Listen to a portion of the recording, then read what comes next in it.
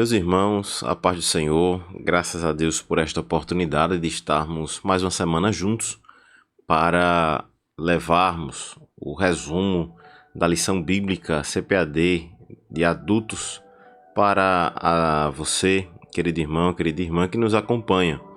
Nós que fazemos parte da Assembleia de Deus aqui em São Miguel dos Campos, sob a direção do nosso pastor Mário Antônio Cristóvão Filho, e direção geral na presidência do reverendo José Orisvaldo Nunes de Lima. Estamos aqui no portal da DSMC, eu juntamente com o nosso irmão Jair Eugênio, levando este conteúdo até você. Hoje, como já foi apresentado na semana passada, lição de adultos que tem por tema corpo, alma e espírito, e hoje estaremos estudando a lição de número 2, que aborda o tema corpo, a maravilhosa obra da criação de Deus. Compreendemos também que esse trimestre ele está conectado em abordar de forma primária o corpo, depois em sequência o estudo da alma e finalizando o estudo do espírito, convergindo também na questão de onde viemos e para onde vamos. E será enriquecedor, como eu tinha dito na semana passada, estudarmos esses 13 assuntos ou 13 lições juntos. O textuário desta lição está no Salmo 139, verso de número 14, que diz: Eu te louvarei, porque de um modo terrível e maravilhoso fui formado. Maravilhosas são as tuas obras e a minha alma sabe muito bem. A verdade prática diz: a ciência busca desvendar os mistérios do corpo humano, mas o crente descansa em saber que é obra da poderosa e perfeita mão de Deus. A leitura bíblica em classe desta semana está no Salmo de número 139, verso 1 ao 4, e depois verso 13 ao verso 18. Vamos ler, eu convido você a fazermos juntos esta lição que dá base à lição de número 2. Está escrito assim: Senhor, tu me sondas e me conheces. Sabes quando me sento e quando me levanto. De longe, conheces os meus pensamentos. Observas o meu andar e o meu deitar, e conheces todos os meus caminhos. A palavra ainda nem chegou à minha língua, e tu, Senhor, já a conheces toda.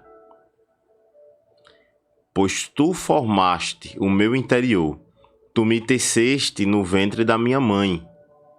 Graças te dou, visto que de um modo assombrosamente maravilhoso me formaste. As tuas obras são admiráveis e a minha alma o sabe muito bem. Os meus ossos não te foram encobertos quando no oculto fui formado e entretecido como nas profundezas da terra. Os teus olhos viram a minha alma, a minha substância, ainda informe, e no teu livro foram escritos todos os meus dias, cada um deles escrito e determinado, quando nenhum deles ainda existia. Que preciosos para mim, ó Deus, são os teus pensamentos, e como é grande a soma deles. Se os contasse, seria mais do que os grãos de areia. Quando acordo, ainda estou contigo. Meus queridos irmãos, observamos que o autor ou comentarista desta lição, ele se debruça a trazer já na lição, na parte da introdução, uma problemática gigantesca. Por quê? Compreendemos que existem durante toda a história da humanidade alguns pensadores, algumas correntes que vão buscar encontrar soluções para a existência humana. E compreendemos que, entre elas, o racionalismo, como um dos seus expoentes, René Descartes, e vemos que tanto o racionalismo como também o cientificismo, eles se debruçaram para buscar explicações lógicas e excluindo ou deixando de lado o aspecto da religião. Precisamos compreender que a religião, o termo religião, que vem do latim religar, está atrelado a essa necessidade de compreensão da existência humana a Deus. E quando o racionalismo, que junto com o cientificismo buscam encontrar soluções lógicas a partir de aspectos físicos e aspectos químicos e biológicos, afastando a religião, eles vão encontrar uma barreira, pois são limitados. Compreendemos que o sujeito pós-moderno, na presente era que estamos, ele vive uma modernidade líquida. Tudo aquilo que é constituído, já caracterizado por ser sólido, a verdade. Hoje, o sujeito pós-moderno encara tudo como relativo e também líquido, ou seja, que se desfaz. E como nós que estamos envolvidos, que temos a convicção da existência de Deus, professamos a seu Filho como nosso Salvador, iremos nos portar, iremos nos deter neste assunto. A palavra-chave desta lição de número 2 é corpo. O corpo, nós vamos compreender que ele é uma obra que é feita, idealizada e realizada pelo próprio Deus. Também lembramos do livro do Gênesis, quando aborda-se ali a Deus Elohim, que é uma unidade composta. É o Deus Trino, é Deus Pai, Deus Filho e Deus Espírito Santo. Compreendemos que as perguntas que vão nortear a existência humana, elas são dotadas de um senso de urgência de Deus para o ser humano. Sem Deus, o ser humano não consegue entender o porquê ele está, porque ele chegou até aqui e para onde ele vai no futuro. E eu lhe convido a estarmos estudando, nos debruçando nesta lição acerca dessas problemáticas. Vemos que aqui existe no Salmo de número 139 uma composição, um poema, ou poética, perdão, sobre a onisciência e a onipotência deste Deus. O salmista, ele está declarando que ele é pequeno, que ele é falho, que ele é pó, mas existe um Deus grandioso e também gracioso, que resolve criar a humanidade, criar o salmista, no caso específico, e ele se maravilha com toda esta obra da criação de Deus. Vemos também que existe aqui alguns pontos que essa passagem bíblica destaca. O texto que lemos no Salmo de número 139, ele é profundo. Primeiro ponto, ele destaca a dignidade humana. Que dignidade é essa? O ser humano, ele deve ser valorizado não por ele ser um ser humano que, dos pontos, tem as suas conquistas, tem os seus aspectos positivos, as suas conquistas, não.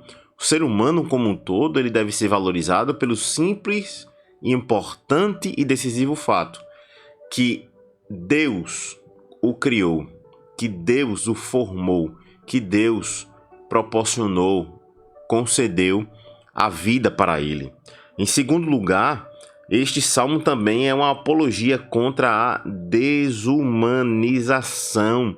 compreendemos aqui, e de forma clara, se baseando na palavra de Deus, que é a nossa regra de fé e prática, que este salmo ele é totalmente contrário à eutanásia, ao aborto, ao racismo ou qualquer outra forma que venha desrespeitar a vida.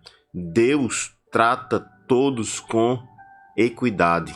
Deus trata todos os seres humanos da mesma maneira. Em terceiro ponto, este Salmo de número 139 também nos traz a teologia da adoração. É o salmista louvando a Deus por reconhecer a obra que Deus fez, não somente nele, mas em toda a humanidade. Um Deus que criou, um Deus que formou, um Deus que concedeu a oportunidade da vida. Ele sim merece ser adorado. Não o homem, não a criatura, mas sim o Criador. Nós compreendemos também nesta lição que a verdade prática buscou trazer algo importante. A ciência busca desvendar os mistérios do corpo humano, mas o crente ele descansa em saber que ele é uma obra poderosa e perfeita de Deus. Vemos aqui que existe um ponto crucial, que aqueles que conhecem a Deus, eles têm uma esperança futura, mas ele vive na tranquilidade do presente, pois ele chega à conclusão que não é fruto do acaso, mas ele é fruto de um projeto de Deus para a sua vida. O nosso corpo, ele não é fruto de uma ocasionalidade, mas o Deus Criador e sustentador de toda a história resolveu assim fazer. Tem um ponto interessante, um exemplo que certa feita alguém chegou em uma casa e se admirou com um quadro que estava ali pintado, e a explicação para alguém de quem tinha pintado aquele quadro foi que as tintas tinham sido jogadas de forma aleatória e chegou-se àquela conclusão. Mas nós compreendemos que isto não existe nenhum fio de conexão. É necessário que um artista ele se debruce a pensar o que ele vai fazer, como ele vai fazer, a mensagem que ele quer passar. Nada é por acaso. Existe um plano que é distinto, seja para o artista pintar aquela tela, seja também para as nossas vidas, um propósito específico que só encontramos na pessoa de Deus, no Deus Pai, Deus Filho e Espírito Santo. Vemos também que no tópico 1, a maravilhosa obra de Deus, é destacado que o ser humano ele vem do pó da terra. Perceba que o texto utilizado, Gênesis 2:7, nos mostra que quando existe esta composição, o verbo do hebraico é adamar. Adamar, nós compreendemos que é uma estrutura que é composta ao ser humano que faz com que a ciência ela tire o chapéu, ela reconheça que existe algo grandioso daquele que foi o idealizador do corpo humano. A saber, compreendemos que existe cerca de 37 trilhões de células, tecidos, órgãos, sistemas, cujo funcionamento desafia a mais moderna ciência. E Davi, o salmista Davi, está fazendo conclusões muito importantes acerca da composição humana. Compreendemos também que este ser humano, ele é o reflexo.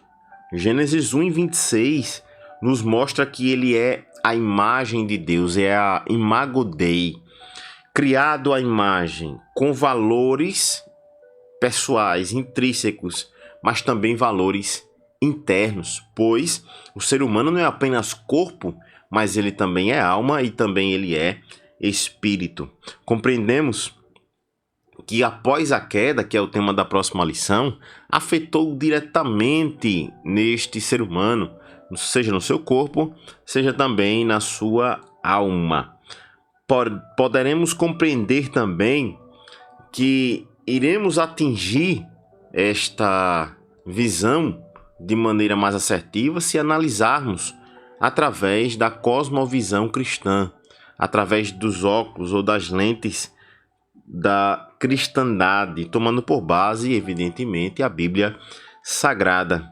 Pois bem, a ciência de forma honesta, sendo utilizada, ela não contradiz a Bíblia, mas ela assevera ou atesta aquilo que a Bíblia já nos informou há muitos e muitos anos. Por exemplo, quando o texto do Gênesis afirma que o homem ele é criado a partir do pó da terra, vemos que o que existe na terra também vai existir na composição do ser humano, do seu corpo, a saber, o oxigênio, que é essencial para a nossa respiração e formação da água, o carbono, que é a base de todas as moléculas orgânicas, o hidrogênio, que é o componente da água, e quase todas as moléculas, biomoléculas, nitrogênio, que é fundamental para a proteína e o DNA, o cálcio, que está dentro da nossa estrutura óssea, que o salmista fala no Salmo de número 139,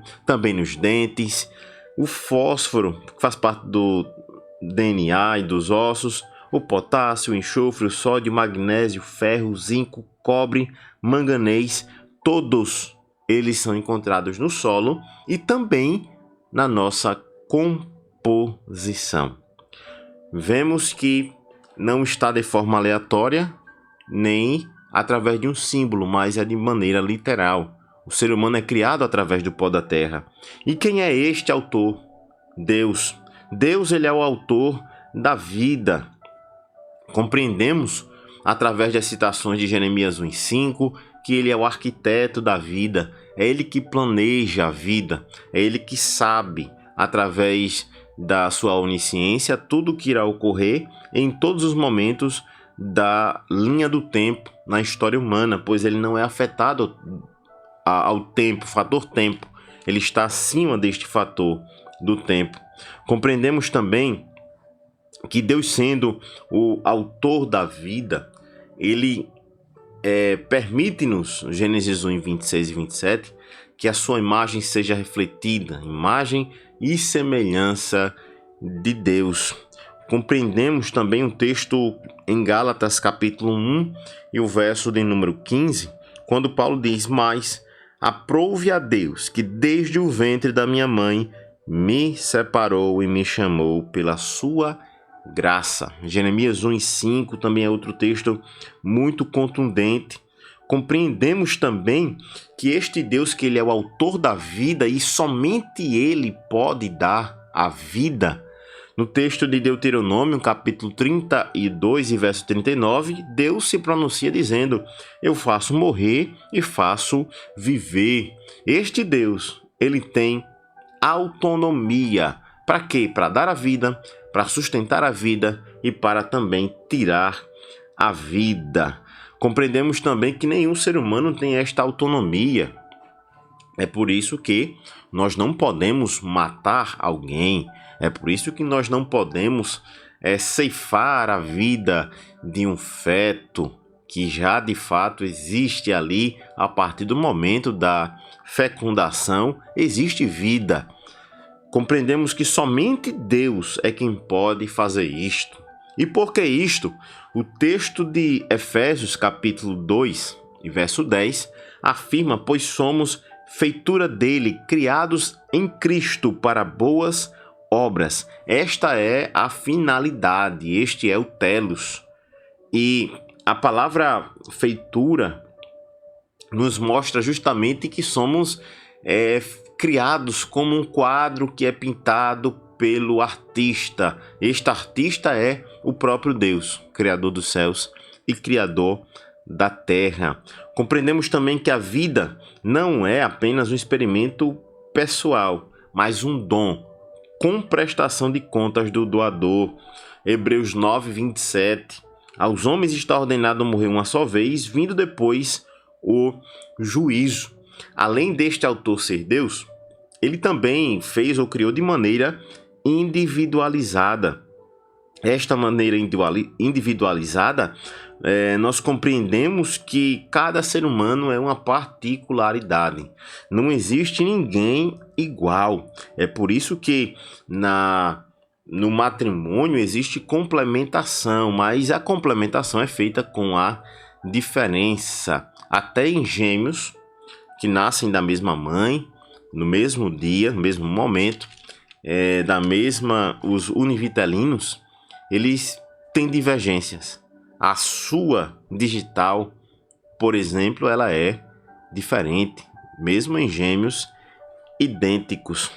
Compreendemos que este corpo, ele é formado por Deus. Deus é o autor.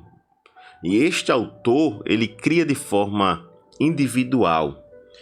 Este corpo que é criado, ele é para a glória deste Deus, que dá a vida. No tópico 2, o autor destaca que Deus ele é o divino tecelão. E é um texto que é utilizado no Salmo 139, verso 15, 13 a 15, 13, 14 e 15, onde o salmista agora diz, olha, eu fui entretecido. A obra de um tecelão é como o exemplo que ele está dizendo o seguinte: eu não fui formado pelos meus pais, eu fui formado por este Deus, que pegou os instrumentos, pegou a linha, a agulha e começou a tecer. De uma perfeição enorme, de quem observa a obra pronta, não sabe a quantidade do investimento, o tempo que foi despendido para que aquela obra estivesse daquele jeito finalizada. O salmista reconhece que Deus é um tecelão, que Deus é um divino tecelão, melhor dizendo, que ele trabalha com fios, entrelaçando-os no tear para produzir um tecido. Vemos que os tecelões da antiguidade eram responsáveis por transformar fios soltos em peças únicas de vestuário ou ornamento. O salmista mostra no Salmo 139 que este corpo, ele é um presente de Deus, uma obra de suas mãos, logo nos implica uma responsabilidade de que não podemos fazer o que queremos com este corpo. E é o tema que daqui a pouco iremos tocar nele. Mas este verbo hebraico, entrelaçar, que o salmista utiliza no Salmo 139, ou bordar, ou entretecer, é sakak. Sakak, nós vemos que a revelação, a formação da vida é um processo artístico, não um processo mecânico. Se fosse um processo mecânico, uma máquina no automático poderia executar, mas ele é não mecânico. Ele é artista, ele é manual, ele é detalhista, ele é individual. Por mais que tenhamos várias peças, cada peça tem uma particularidade. Nós não somos frutos do acaso. Precisamos também ter no Salmo a compreensão do Salmo 139, verso 14, do entendimento e também o louvor. Por quê? O salmista Davi diz: eu te louvarei, porque de um modo terrível e maravilhoso eu fui formado. Davi reconhece que ele é criado por um Deus que de maneira individualizada fez isto, e aquilo que a ciência vai descobrir muitos anos depois, Davi já estava convicto que ele deveria adorar esse Deus que entreteceu ele ainda no ventre da sua mãe. Compreendemos também os perigos desses extremos, porque pensamentos como o maniqueísmo, o platonismo, o gnosticismo, eles espalharam as ideias de negativismo acerca do corpo, que o corpo deveria ou prendia ter uma função negativa em relação à alma. Mas o nosso Deus, ele nos orienta para que compreendamos para agir com equilíbrio e cuidado com este corpo que não é nosso. Este corpo foi feito pelo nosso Deus. Compreendemos também que isto não é ou deve ser encarado como uma regra, mas por princípios bíblicos, a saber, um texto de 1 Coríntios 10 e 31, ou até mesmo Romanos capítulo 14 e verso 21. Vemos e compreendemos que o nosso corpo deve ser um instrumento para agradar a este Deus que nos criou. Esta regra e também um princípio bíblico. Por fim, o corpo e a coletividade. Este corpo que é meu, que fui criado de maneira individual. Ele não foi feito para estar de maneira isolada, mas para conviver com outros. Gênesis 1 e 28, nós compreendemos que Deus nos fez seres relacionais, gregários, sociáveis. Isto é, ou está explícito na ordem, cresçam, multipliquem-se. Um ser humano por si só não consegue multiplicar ou crescer. É necessário dois, macho e fêmea, de ambos de sexos opostos. Compreendemos também que o próprio Jesus, ele demonstrou ser um ser relacional. Jesus chorou ao saber da notícia da morte de Lázaro. Compreendemos também que na cruz, o apóstolo que estava ao pé da cruz, João, Jesus disse: cuida dele, cuida dela, se referindo a Maria, que esta é tua mãe, cuida dele, ele é teu filho, se referindo a João. Vemos que estamos também envolvidos em uma prática, através do nosso corpo, de sociedade, mas também de congregação. Hebreus 10, 24 e 25 nos mostra que o corpo é um elemento fundamental do culto divino. Nós adoramos a este Deus que nos criou através do corpo. O corpo, ele está dentro do aspecto culto. Eu não consigo apenas prestar culto com a minha alma e o meu espírito. Eu preciso prestar culto com minha alma, com meu espírito e também com meu corpo. É o meu corpo que vai ser visível aos meus sentimentos de alegria, de tristeza, de alívio, de pressões. E no culto eu devo utilizar do meu corpo para prestar esse culto a Deus, em gratidão a Ele, pelo dom da vida e por tudo que Ele tem realizado através do seu conhecimento, da sua revelação, que é através das Sagradas Escrituras.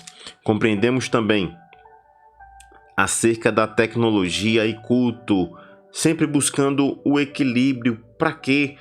Para que não venhamos a perder o foco e sempre compreendendo que a palavra-chave é corpo.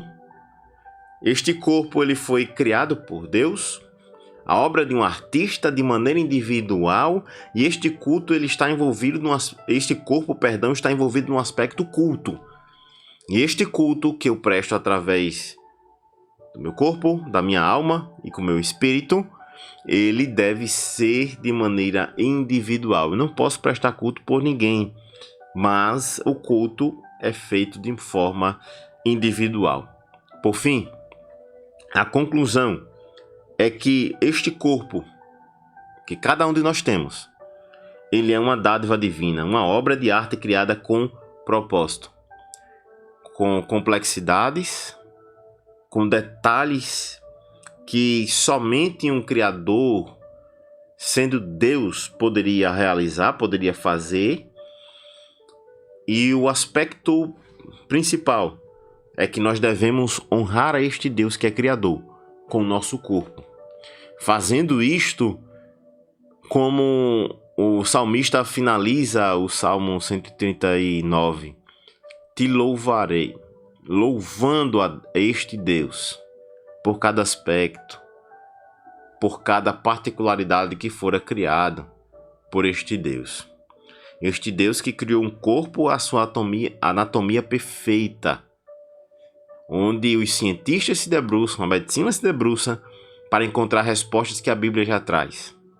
E termos esse equilíbrio, que este corpo ele não deve ser maltratado, ele não deve ser escravo dos vícios, da bebida, das drogas, enfim.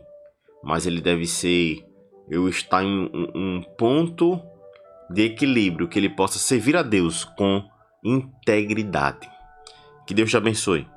Que esta aula ela venha a servir para você que vai estar ministrando no próximo domingo, dia 12. E também a você que nos está acompanhando já. São pessoas que sempre às quartas-feiras à tarde estão nos dando a alegria e o prazer de estar conosco. Se você não é inscrito ainda no canal, faça sua inscrição, dê um joinha, compartilhe esse vídeo para que venha alcançar outras pessoas. E eu quero convidar você a fazermos juntos uma oração, finalizando este resumo de hoje. Pai, nós te louvamos, te bendizemos, te agradecemos pelo dom da vida, por esta rica oportunidade de estarmos mais uma vez levando este conteúdo aos lares, às famílias, às casas de modo geral. Te agradecemos, Senhor, por sermos criados por Ti e chegarmos ao nosso conhecimento, a necessidade de reconhecermos e também celebrarmos o dom da vida e aquele que nos deu a vida. A Ti seja honra, glória e todo louvor. Obrigado por nos permitir estarmos mais um dia vivos, levando a mensagem da Tua palavra. E que o Senhor conceda-nos a graça e a sabedoria de estarmos sempre com este propósito firme e específico. Que o Senhor derrame as suas ricas bênçãos sobre a Assembleia de Deus em São Miguel dos Campos, a cidade de São Miguel dos Campos, autoridades constituídas. Que o Senhor venha a nos agraciar com a sua sabedoria de forma diária. Nós te pedimos e te agradecemos no nome de Jesus. Amém. Deus te abençoe e até a próxima semana com a lição de número 3.